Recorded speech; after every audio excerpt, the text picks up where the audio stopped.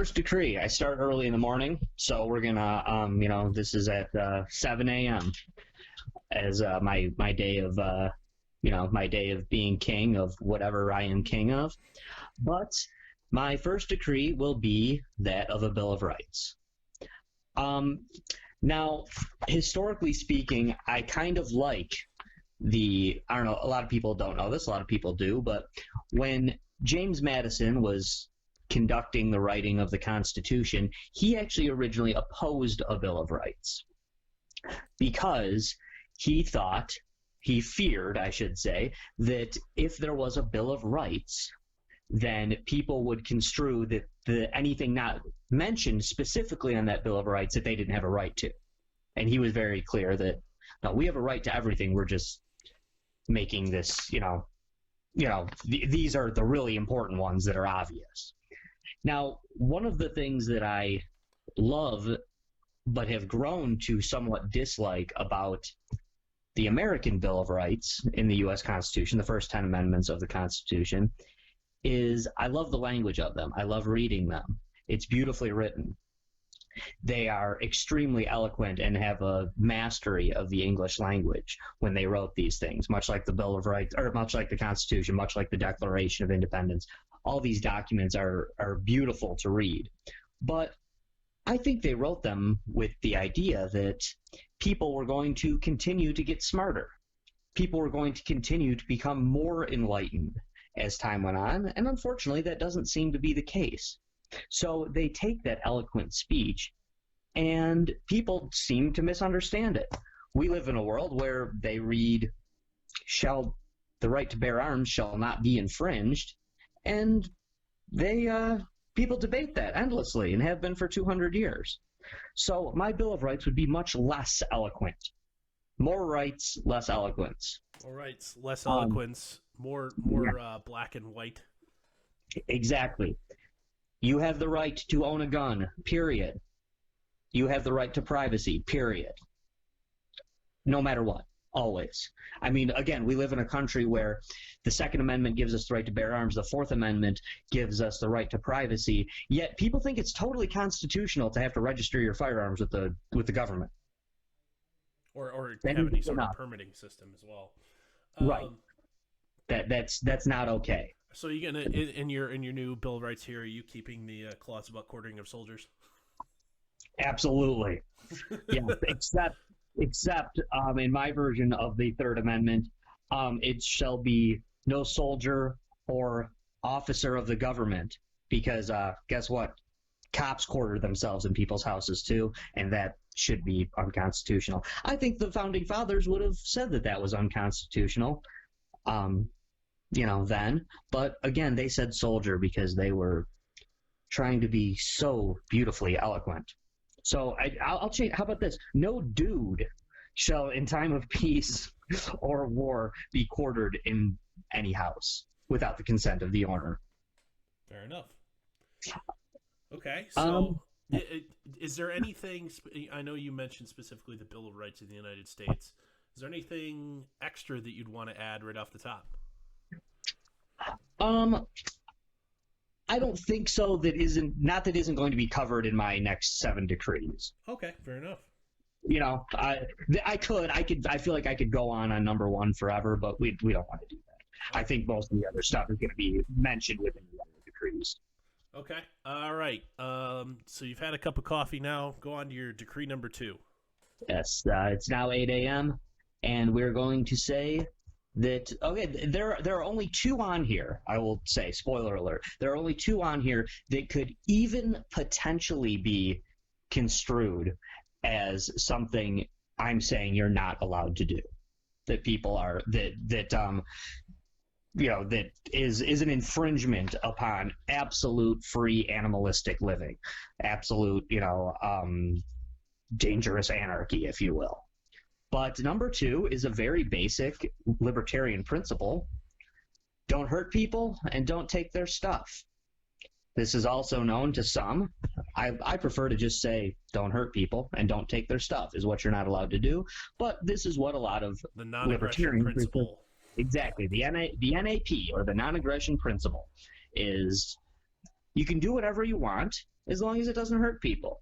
But I will also say that this has to be an outward and a physical version of this. So that means that it cannot be construed, to keep it very relevant to today, it cannot be construed that I am hurting other people by touching my face in public. It cannot I be was going to ask construed. you about that. I was going to cross-examine you about that because I know in a past podcast I brought up the point we did one on vaccines. I believe was that XCast or was that something else? I forget which, but Could have been POE. yeah, it would have been. We did a thing on, and I brought up the point, not necessarily agreeing with it, but could you construe harm or a violation of the NAP to not be vaccinated because then you could be a disease vector, communicable disease vector, and so you choosing not to do that could be construed as violence on other people. So I would implore you, if you were going to do this, to please be more specific. And I plan to.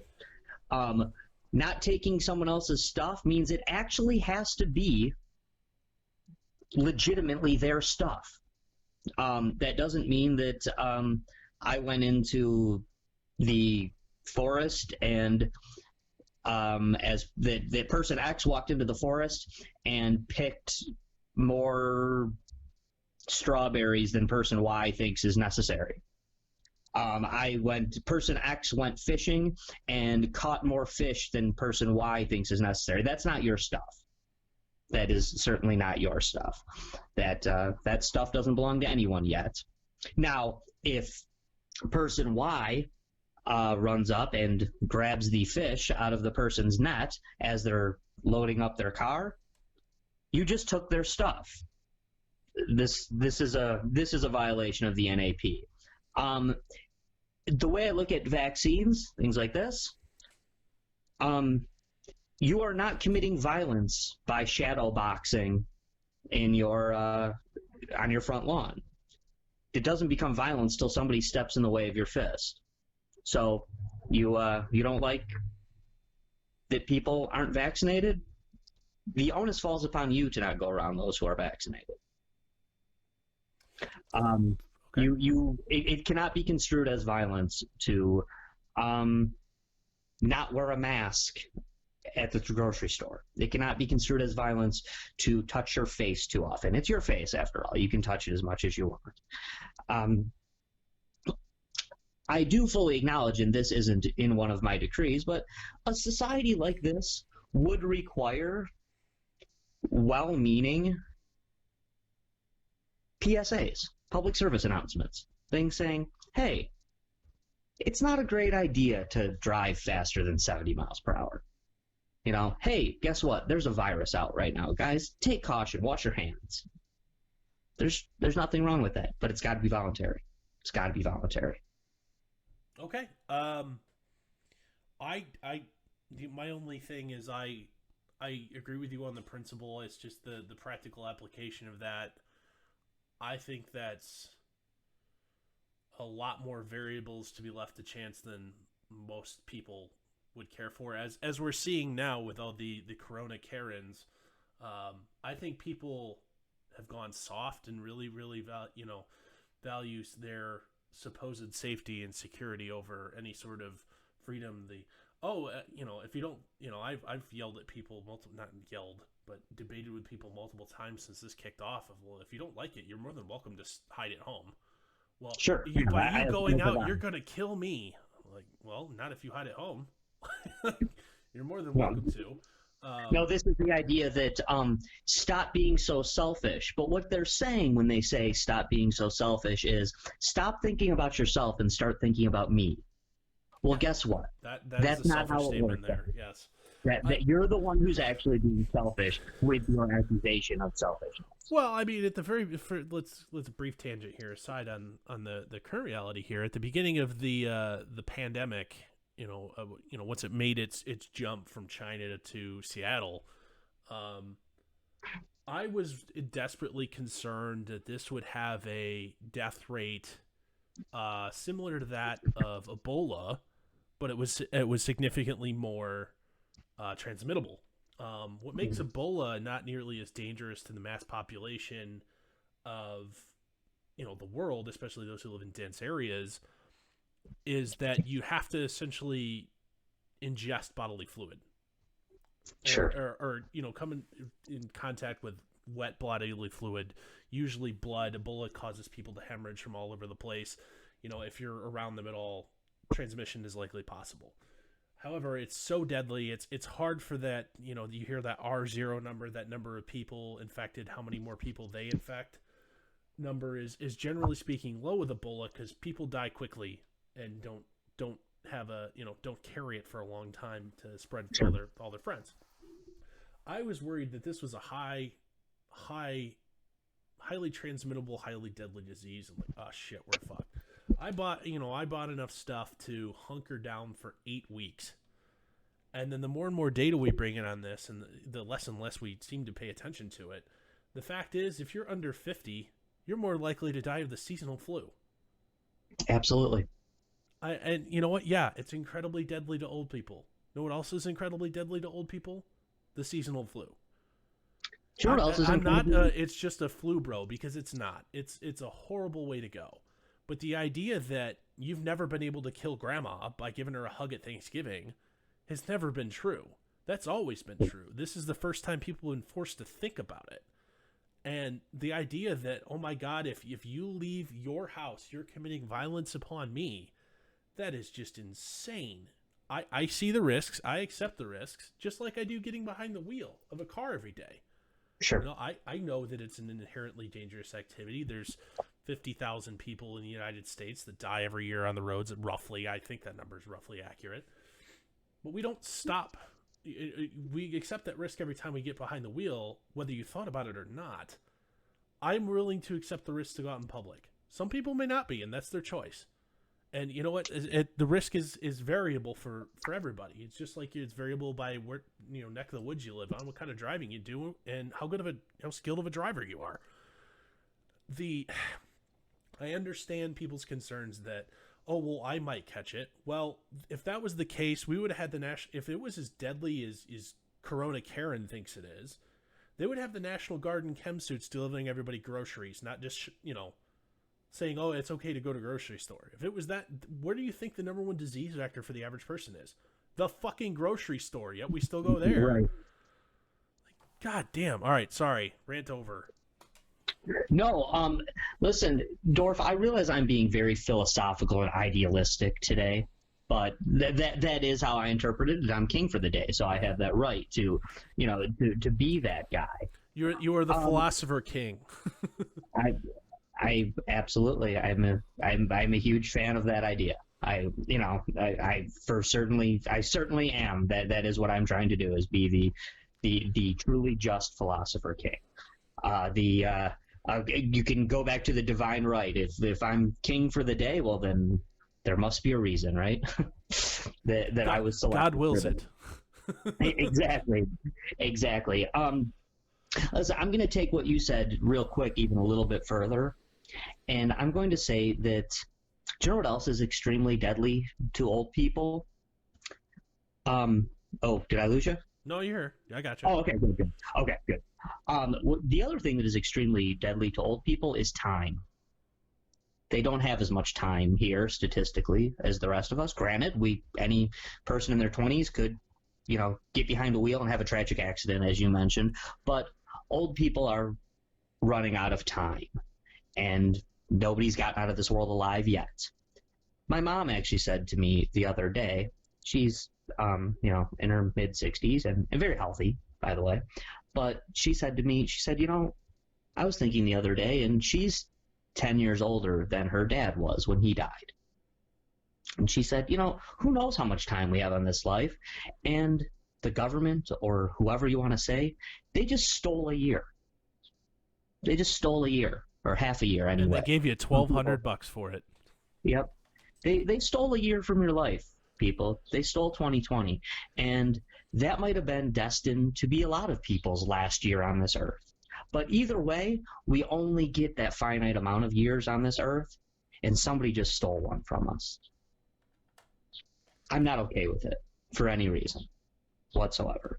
All right, You let's get also back at it. mentioned, yeah, yeah. You also mentioned the Karens, as you put it, which I love that term.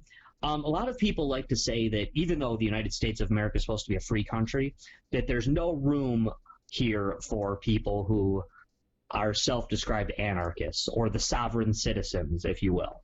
Well, in King Josh's new country, there's no room for the Karens. Sorry. The Karens, you ain't going to like it here, okay? But I'm giving you your freedom. I'm giving you your liberty. And now I'll sound like just a straight up Republican. You can like it or you can get the hell out of here. I don't, Yeah. you know, I would say that in Joshtopia here, you're more than welcome to leave, but you get to choose who gets to come in. yes, absolutely. We're not keeping absolutely. you here, but we won't let you back in if you leave. Mm-hmm. Yeah, but as for the Karens, change or yeah, you're not gonna like it here. Sorry. But anyway, number 4. Or was that no? That was only number 2. I'm sorry. Number 3. This I kind of touched on with number 1, and that is everything else is a right to, including your wealth. You have a right to your wealth, every single penny of it, So whether it is your way of strengthening property rights. This is my way of saying taxation is theft, and I already told you you're not allowed to take other people's stuff.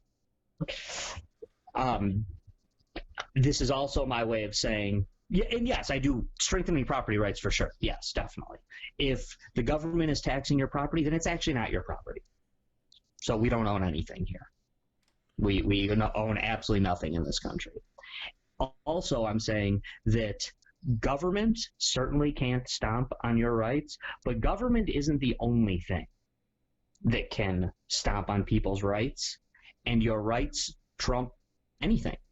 They trump both those things. So it isn't just the government that must respect all your rights. It's corporations too. It's other individuals too. Is that enough on that one? No critique there.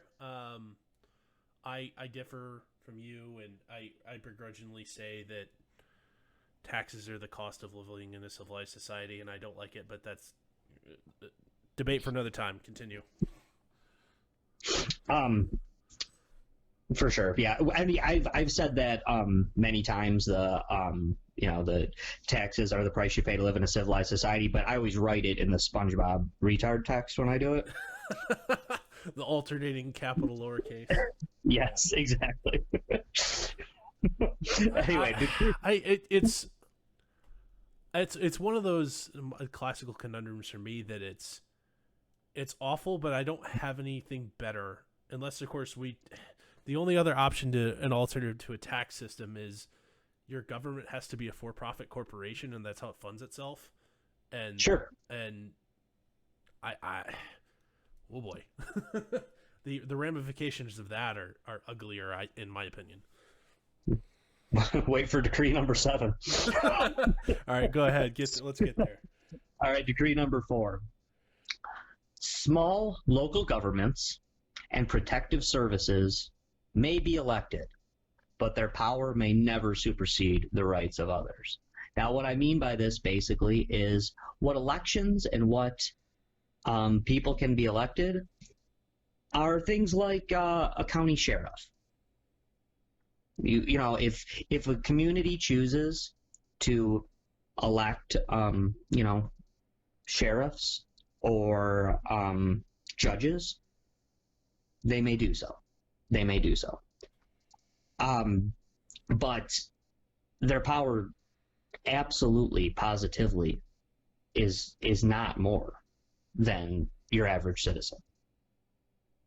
And the problem with those type of elections in the past is they were a great idea and a great way to do this, but some people want their rights taken away, as ridiculous as that sounds.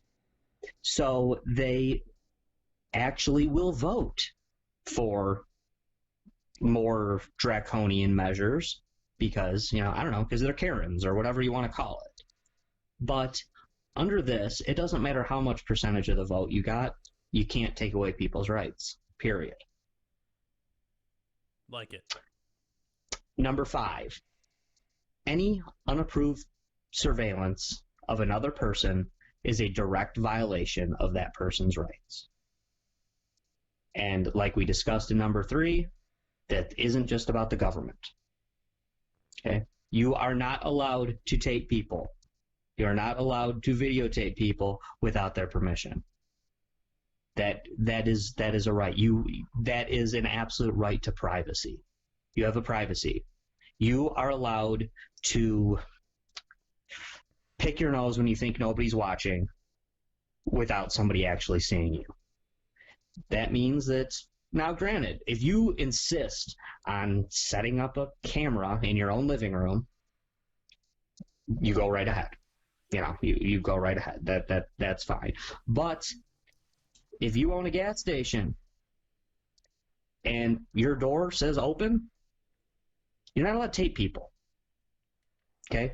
You're not allowed to do that. In that regard, Josh, would you be okay with an implied consent form, much like you see on the back of like sports tickets, where by walking through the gate in possession of a gate admission, you hereby agree to the following terms and conditions, and one of them could be, we tape things just in case we get robbed or whatever, or to monitor employee performance? No. Okay. No. Yeah, absolutely not okay with that. And if it was posted, even if it was posted like on the doorway in plain, I say plain English. I mean, it could be, pick local language accordingly, but in plain text, this is what happens when you walk through these doors. By doing so, you accept that this is acceptable. No, not okay. Okay. Yeah, absolutely not. And I think a lot of liberty-minded folk need to make an acknowledgement that I am willing to make. This might raise the level of shoplifting a little bit. But shoplifting is illegal, as we know. It is not okay. I am fully acknowledged to admit that this may raise the level of shoplifting a little bit, especially when it comes to minor things. A risk worth taking. An absolute risk worth taking. A person's likeness is their own. Okay. I disagree. I would agree with the caveat that you've proposed here in your Tingley decree, assuming I would like the, with permission allowable added, but even it doesn't have to be necessarily written permission, but it could be not necessarily just an implied term of entering an establishment, but a explicitly accepted term by posting it in plain sight for if you walk through the store, you agree to this. Yeah, I guess the problem with that, my problem with that, is that large corporations inevitably take control of things, and they take over a monopoly, which isn't a monopoly. Isn't I know by the root word of monopoly, it means control by one thing. But are you, Josh? Are you worried that like Chrysler and GM are all on the same page or something? Yeah, they have a monopoly over it. Fair enough. Okay, so are you worried the classic grocery store example? If the only grocery store within 50 miles of you has that requirement, but you don't want to play by the rules of that game, your choice is to give up on your own principles or starve. Is that what you're worried about? Yes, it is. The idea that gas stations can do this if they go by your rules, but Speedway, Sunoco, Amoco, and Mobile have all decided that they are going to, as a rule, put these cameras up. Well, okay, so you got to search out that, how many mom-and-pop gas stations are around? I know they exist. They do exist, but they are few and far between. And you've in essence destroyed the idea of the right. Sure. Okay. I that would be something I would need to ponder further before I discuss it. Anyway, continue. Next. This, I admit, this next one is absolutely something I'm telling people they're not allowed to do. This is something that I am actually, and I hate this term, but I am saying you can't do this because of the greater good. And it's a little bit of a silly one to some people, but I think it's dead serious. People are going to say I watch too many sci-fi movies. Maybe I have. But there shall not be a computer or robot made in the likeness of the human brain. I fear that my free society will open itself up to a powerful robot overlord or something along those lines. I know that may sound a bit ridiculous, but I'm not even worried about the overload part. I do like this. I wouldn't cover it in my 8 kingly decrees, but I like this, and I'm more worried about the fact that in the not too distant future, humans will no longer be necessary, and exactly. not to the point we're going to have Star Trek replicators here in the next few years, because but at the same time, we've essentially automated physical work. We're at the precipice of commercially available automation of mental work too. And I understand a lot of the physical work is those automations are more efficient, and I get that. But at the same time, when we forget that we're a society of people, and people need purpose, and a large amount of purpose is derived from occupational musings, when we make it essentially no longer profitable to employ people, you think the distribution of wealth is wacky now. Just wait. Sure. Humanity, I believe, is meant to be a free people. So I oppose the creation of something that could very easily enslave us. Very easily. Or just decide that we are unnecessary and move on from there. I didn't lose you again, did I? Nope, you're still there. Okay, right on. So I know that some people think that's a real weird one. Some people think, oh, geez, yeah, okay, watch The Terminator again, Josh. Read another Dune book. No, I do believe it's a serious problem. It's a problem that we've been talking about for 100 years in this country, and in this world, I should say, and we've done nothing but see it come closer and closer to fruition and haven't stopped yet. So let's cut it out. Okay. Or at least be smarter about it. And you know what? I'm getting to the point where, specifically from the advantage of the United States here, I would love to. I would consider banning levels of automation that would be, or banning commercial use of levels of automation that make humans obsolete in economic activity. Sure. No, I have no problem with creating. At the same time, if I do that in America, somebody else isn't going to, and then guess who's going to have to start kissing that boot? Mm-hmm. Unless, of course, you commit the if I'm America and I make that one of my kingly decrees, anybody who comes close to doing that or is threatening to do that, am I now bound by moral responsibility to essentially go to war to prevent that from happening? Perhaps. Oh boy, that's a slippery slope. Well, this is the thing too. This seems like it's an anti-technology, like I'm some sort of anti-technology zealot. But I actually have no problem whatsoever with a machine that takes the job of 40 people and turns it into a job for one person. I don't have a problem with that at all. I don't care if it takes away jobs. I don't care if it's bad for the economy. That, in the long run, is good. Well, my problem is when the supercomputer takes with an internet connection and a connection to other supercomputers, takes the jobs of thousands of people and turns it into none. Yeah. I don't have a problem with creating put it this way, I don't have a problem making decisions to create machines that make life easier. I have a problem with the machines making a decision. And that is where I say, that they shall not be made in the likeness And of the even human here is brain. the even crazier part of machine learning.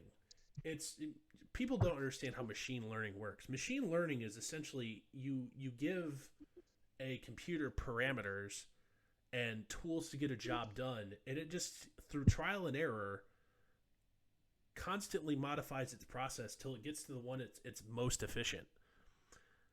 You have no idea how it gets there. There is nothing to audit. There is nothing to realize. The Josh, to reiterate your concerns here, the the idea of we have these like deep learning and machine learning algorithms that are just observing patterns and then making operational improvements on those patterns, and those who program them have no idea how it works. Mhm. What their program essentially, once they say go, they have no control over it anymore. And we're making economic and life altering decisions based on, well, we had here's what we told it to do. We have no idea how it's doing or how well it's really truly doing because our test parameters are shit. And a specific example of this is you see any sort of social media, or like specifically the YouTube algorithm. The algorithm, they hear all the time. You hear all the time, oh, somebody's tweet or somebody's video was deleted in error. It's our mistake. We've restored it. It was done by the algorithm, which is just might as well be the term Sure. for the boogeyman at this Sure. point. Where we don't know why it shouldn't have been deleted, but it did. Well, and that was a positive outcome for machine learning. I understand that, like in a scenario like YouTube, where there's literally no barrier to entry on being able to make a video, post a video, that having some sort of moderation where they're a private company, they're more welcome to limit or who's allowed to use it. I understand that, and under the current rules of the game, but there's no way in hell that somebody could watch every minute of content uploaded without severely filtering out who's allowed to use it. But the idea that an unaccountable, unauditable algorithm can make essentially livelihood destroying decisions, especially when if you become like a YouTube partner and you monetize your content and you make your living on that, can make Sure. career and life altering decisions without chance for appeal or your rationale, or without somebody seeing that, and a human being who understands nuance being able to go through that is just untenable for me. And that's something that that also did not make my 8 kingly decrease, but that's something that machine learning and sort of algorithms would need to be somehow auditable. That didn't make it, but that would have been one of mine. Yeah, I mean, and you're almost bringing it to the point of like of Mariana's Web idea, if you will. This idea that it it inevitably will lead to an invisible, non-physical piece of data in cyberspace that will, at some point, extremely easily take over everything. It could lead to that. And some people theorize that this already exists. Josh, that's not a matter of that. The technology to do that exists already. It's just a Sure. matter of bandwidth and computing power at this point. And guess what? Both of those improve exponentially every single year. Right. Right. It's not even like a slight exponential, incredibly exponential What rate. is it? It doubles every 18 months, is what they usually say, correct? I bet you it's probably doubles every I would say 9 at this point. The curve is flipped at this No. point. It's a lot better than that. Now it's just a money problem. It ain't a tech problem. Yeah, and for those people out there who aren't math people, if you have 50 of something and it doubles and it continues to double, that doesn't mean you keep adding 50. That means, you have 100, then 200, then 400, then 800, then 1600.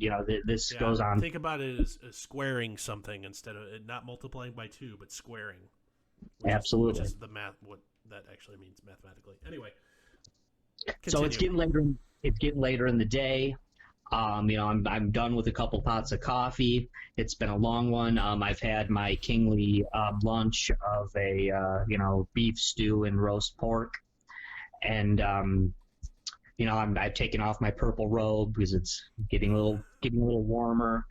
I'm about to order one of the servants to pop a bottle of kingly mead for us to celebrate the feast.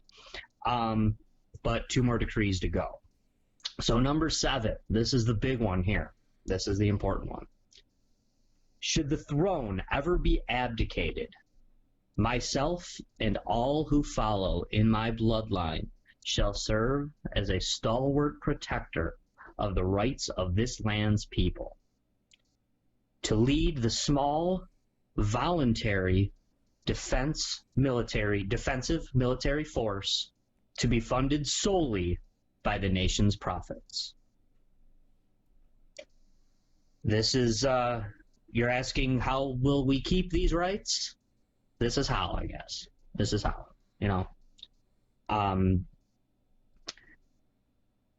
I hope that my bloodline does not lose its way. But I would have to say that people in my bloodline would have to continue this, and if they are not willing to swear the oath, not to the family but to the liberty of the people, then they would have to be banished with the Karens. Josh. And then I like that. I think that's a very eloquent way of saying don't be fucking around with this. In your Bill of Rights, or your constitutional framework here, I think we'll call it. Mm-hmm. Is there an amendment process? No. Okay. No additions or subtractions. Correct. All right. Correct. No amendment process. And yes, I fully acknowledge that this decree is based on an assumption. I somehow became king for a day. I must have some means. I must have done something. I have to have something. So I get a bunch of money. I have something. And if this place lives on nothing more than the interest of what it started with, then that's how it will have to be. And it will have to be as big or as small as is necessary. Okay. Based on that. Decree number 8. I abdicate the throne. All right. And do you name your successor?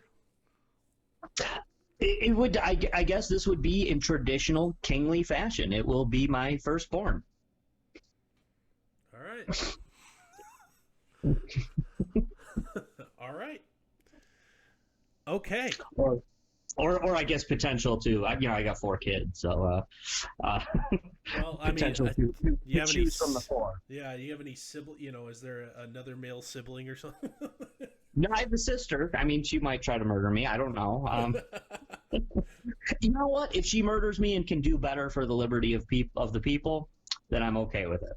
But right. I would have to ask all my family members to sign this, this oath of loyalty, or else face banishment. All right. There you go. Whether that be to the island 100 miles away or to Venus, I don't know. I'm not sure exactly what I control. Oh, we didn't kill you. We just banished you to the surface of Venus, where it's 800 degrees Celsius. I think it's 800 degrees Fahrenheit or Celsius. I forget which. And like your body will disintegrate instantly. We didn't kill you. We just banished you. Maybe Mars or the moon.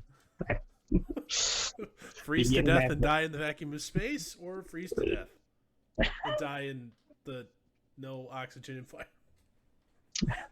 We didn't kill you. Mars did.